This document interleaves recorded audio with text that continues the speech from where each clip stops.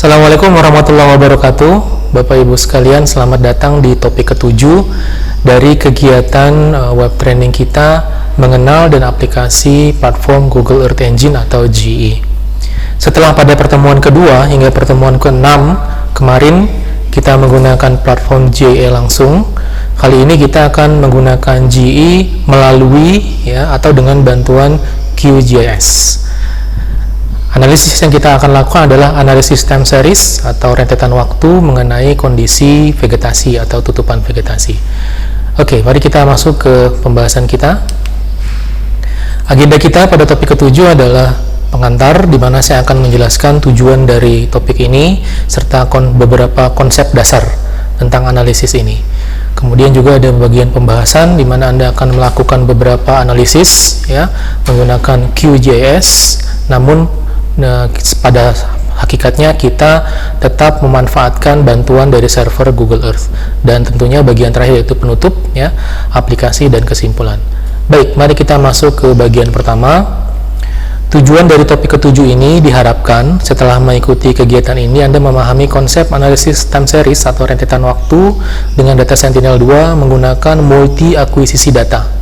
Kenapa multi akuisisi? Karena kita ingin melakukan analisis time series vegetasi dalam rentang waktu atau periode waktu tertentu. Diharapkan juga Anda memahami konsep seamless GE di dalam QGIS, yaitu konsep di mana kita menggunakan beberapa software atau lebih dari satu software menggunakan bantuan software lainnya.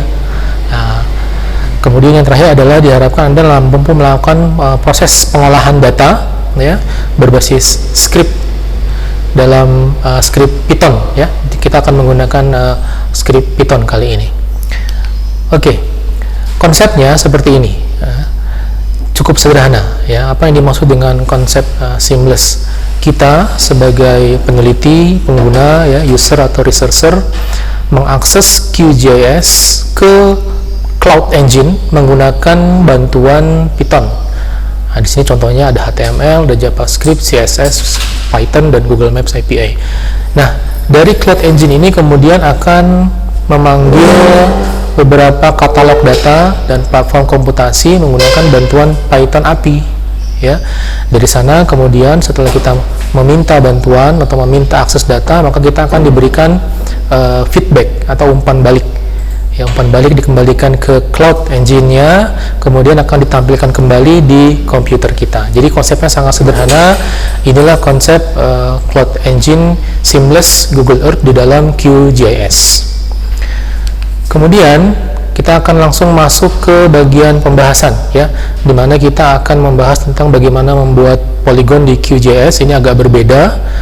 Kemudian mengekstraksi informasi koordinat dari poligon tersebut, kemudian melakukan pemasangan plugin GE-nya, bekerja dengan Python console, mengubah beberapa parameternya, misalnya parameter tanggal akuisisi, kemudian periode musim dan lain-lain, lalu membuat file GIF-nya Baik, mari kita langsung masuk saja. Bagaimana membuat poligon di QGIS? Sebelumnya saya harapkan Anda sudah memasang atau menginstal QGIS di komputer Anda masing-masing, kemudian memanggilnya. Nah, setelah window QGIS muncul, Anda arahkan kursor ke layer, lalu klik create layer dan pilih new shapefile layer. Lalu nanti di window Anda akan muncul sebuah window baru, new shapefile layer. Di sana pilih geometry type-nya polygon, Kemudian kalau Anda ingin menambahkan new field, silahkan namanya misalnya vegetasi, pertanian, dan pastikan referensinya atau georeferensinya sama. Di sini kita menggunakan EPSG 4326 WGS 84. Setelah selesai semua, tentukan namanya, tentukan folder penyimpanannya, lalu Anda tinggal klik OK. Kemudian Anda aktifkan toggle editingnya, simbol pensil di paling pojok kiri atas biasanya warna kuning itu Anda aktifkan. Lalu nanti Anda bisa membuat poligon bebas di mana saja di atas area yang mau Anda analisis. Anda bisa buat poligon dengan 4 sudut, sehingga kita nanti akan mendapatkan 5 pasang koordinat X dan Y. 5 pasang. Kenapa 5 pasang? Karena itu aturan topologinya. Jadi kalau untuk membuat sebuah poligon terdiri dari 4 sudut, pasti kita akan memiliki 5 pasang koordinat, di mana pasangan pertama dan pasangan terakhir pasti sama angkanya. Oke, kemudian bagaimana cara mendapatkan koordinatnya? Anda bisa melakukan secara otomatis maupun manual. Namun jika melakukan secara manual itu pasti angkanya kurang akurat, kurang presisi. Nah, di sini kita akan melakukan secara otomatis menggunakan field calculator ya. Anda bisa klik simbol field calculator ya. Kemudian nanti akan muncul window baru, window field calculator. Di sini kita buat new field dengan virtual field saja. Kita beri nama virtual fieldnya koordinat misalnya, lalu masukkan ekspresi sebagai berikut ya, geom_2_wkt dalam kurung simbol dolar dan geometri tutup kurung. Nah, perintah ini ya, script ekspresi ini akan memberikan output berupa informasi koordinat ya, 5 pasang koordinat latitude dan longitude x dan y. Setelah itu, setelah muncul ya di tabel, Anda copy ya, Anda salin dan tempel misalnya di notepad mengenai koordinatnya ya, dan disimpan ya, karena nantinya akan kita copy ke dalam script Python konsolnya. Perhatikan nanti yang baris kedua dari bawah itu akan menjadi baris pertama di script Python, dan seterusnya hingga baris terakhir itu akan menjadi baris keempat di script Pythonnya. Nanti kita akan lihat. Oke, selanjutnya sebelum kita masuk ke script Pythonnya, silakan Anda pasang dulu plugin GE-nya. Anda klik plugin ya, kemudian pilih manage plugin ya. Dari manage install plugin tersebut Anda tinggal ketik saja Earth misalnya ya, di panel pencarian Anda ketik saja Earth atau Google Earth Engine lengkap, nanti akan muncul Google Earth Engine plugin dan Anda tinggal klik install plugin. Oke, setelah selesai kita bisa buka ya konsol Pythonnya menggunakan simbol konsol Python ya, ada simbol konsol Python warna biru dan oranye itu. Nanti akan muncul Python console seperti berikut ini ya. Kemudian Anda klik lagi ya konsol editornya ya, script editor, nanti akan muncul di sebelah kanan script editor yang kosong. Nah, kalau kita menggunakan ini bisa kita simpan nanti scriptnya. Kita juga bisa melakukan secara langsung di Python console, tapi kita tidak bisa menyimpannya. Oke, kita lanjut.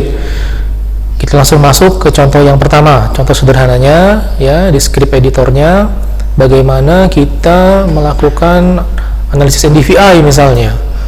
Dua perintah utama ya dalam mengerjakan GE menggunakan QGIS adalah import.ii dan from.ii plugin import map. Itu harus selalu ada.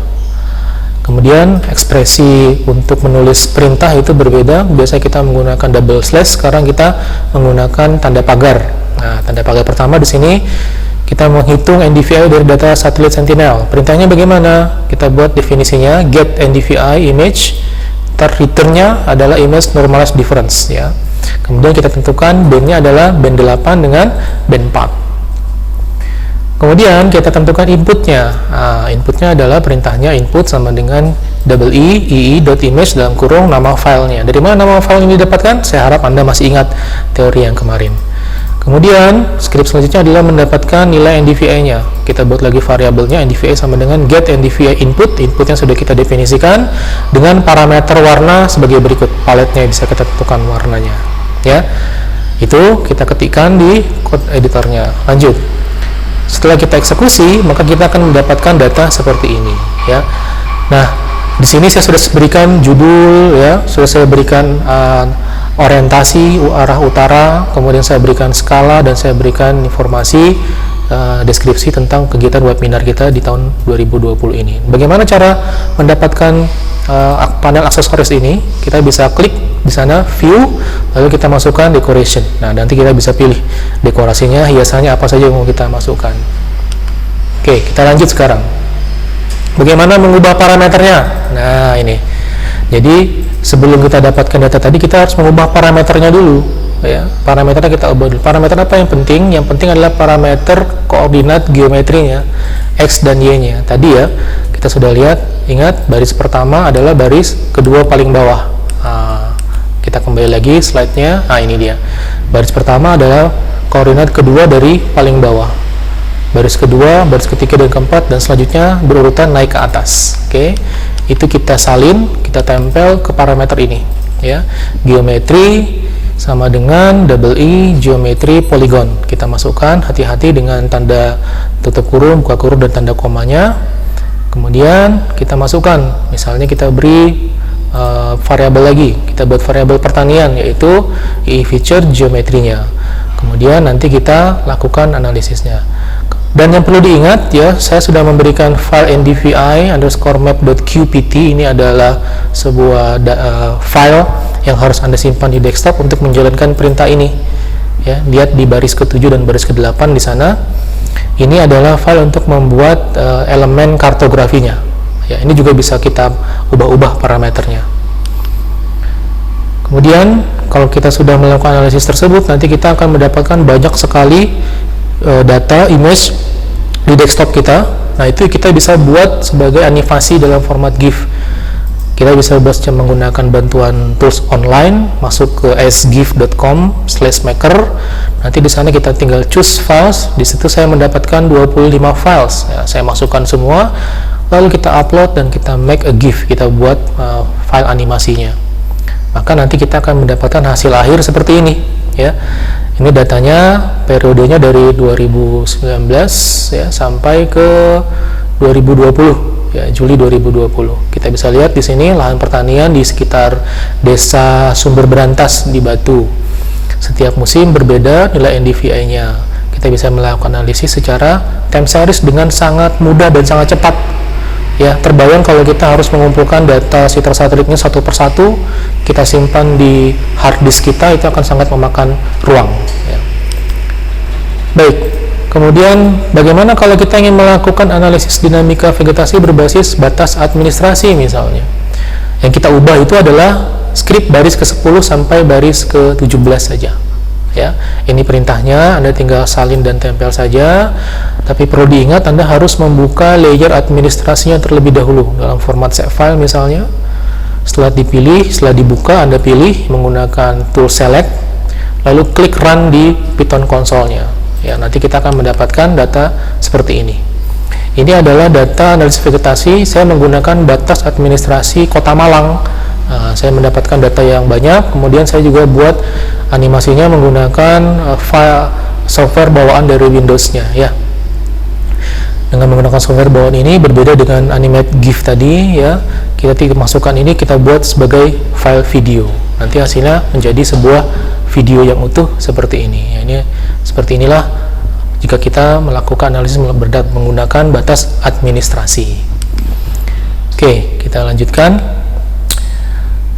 Quiz, lakukan analisis vegetasi time series, lokasinya bebas di mana saja, berbasis poligon dengan koordinat tertentu. Ingat ya, berbasis poligon, bukan berbasis administrasi.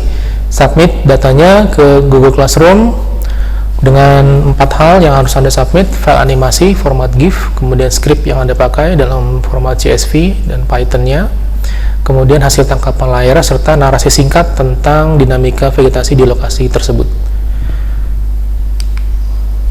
Oke, sekarang berikan bonus tentang terrain visualization, visualisasi bentang alam atau bentang muka bumi, ya. Kita tetap menggunakan Python. Kita akan memanggil data milik JAXA, ya, lembaga antariksa Jepang. Perintahnya seperti di baris ke-4 hingga ke-6. Kemudian kita akan zoom ke lokasi kita, ya. Itu adalah koordinatnya dengan level zoomnya 12. Ya, Anda tinggal copy paste saja, salin dan tempel. Kemudian nanti kita bisa eksekusi langsung hasilnya seperti ini. Ya, ini akan sangat membantu untuk memperindah estetika, ya, meningkatkan estetika dari data atau informasi yang kita sajikan. Kemudian kalau Anda ingin menggabungkan data vegetasi kita dengan data elevasi tadi, kita tinggal mengatur opacity-nya atau transparansi levelnya. Di sini saya menggunakan 65% transparansi level. Jadi kelihatan lebih dramatis begitu, ya. Estetikanya juga lebih cantik. Kemudian bagaimana kalau kita ingin membuat komposit warna RGB, ya? Sama, di sini kita akan menggunakan Citra Satellite Sentinel-2. Perintahnya input, datanya .e, image, nama filenya, kemudian kita buat parameter visualisasinya. Ingat, kuncinya ada di kombinasi red, green, blue-nya 8, 4, 3, 9, 11, 12 dan seterusnya misalnya begitu. Kemudian nilai minimumnya adalah 0 dan maksimumnya 3000. Kemudian kita tentukan pusat dan level zoom-nya ya. Anda tinggal salin dan tempel. Ini contohnya di Kota Malang menggunakan komposit RGB false color untuk mendeteksi vegetasi. Jadi di sini vegetasi di highlight dengan menggunakan warna merah ya. Anda bisa menggunakan ini untuk berbagai macam kombinasi RGB. Oke, demikian untuk pembahasan kita masuk ke penutup. Jadi aplikasi dari analisis vegetasi time series ini sangat banyak ya, terutama dalam bidang pertanian, perkebunan begitu, dan untuk large scale precision agriculture ya. Jadi untuk manajemen pupuk, manajemen air ya, dan lain sebagainya agar lebih efisien dan lebih efektif. Aplikasi lainnya misalnya adalah prediksi ketahanan pangan, terutama untuk suplai komoditas pertanian suatu wilayah. Jadi suatu wilayah itu kira-kira apakah mampu memenuhi kebutuhan pangannya atau harus melakukan impor dan lain sebagainya. Jadi aplikasinya sangat banyak, apalagi jika disandingkan dengan data-data lainnya, data-data geospasial lainnya, dengan suhu, dengan penggunaan lahan, curah hujan dan lain sebagainya. Itu akan kita bisa melakukan analisis lebih mendalam. Kesimpulannya, kalau kita melakukan analisis seperti ini, itu kita akan sangat menghemat ruang di hard disk kita ya, atau SSD sekarang ya. Kemudian kita mengubah parameter input dan visualisasinya ya, karena di QGIS kita bisa melakukan visualisasi dengan estetika yang lebih baik. Namun kekurangannya di sini kita membutuhkan jaringan internet yang stabil. Karena saya pernah mencoba, kemudian jaringan internetnya ternyata tidak stabil, skripnya error, padahal ternyata tidak ada kesalahan pada skrip, kekurangannya pada jaringan internet yang tidak stabil. Nah, skrip ini sangat sensitif, Python skrip ini sangat sensitif, dan sulit menemukan kesalahan ketika kita melakukannya. Ya, berbeda dengan JavaScript di GE, itu bisa kita prediksi kesalahannya dan diberitahu di baris keberapa. Di sini kita sulit menemukan kesalahannya ya. Itu kira-kira kesimpulannya. Demikian, terima kasih. Topik ke-7 sudah selesai. Kita akan masuk ke sesi diskusi dan tanya jawab. Saya akhiri. Wassalamualaikum warahmatullahi wabarakatuh.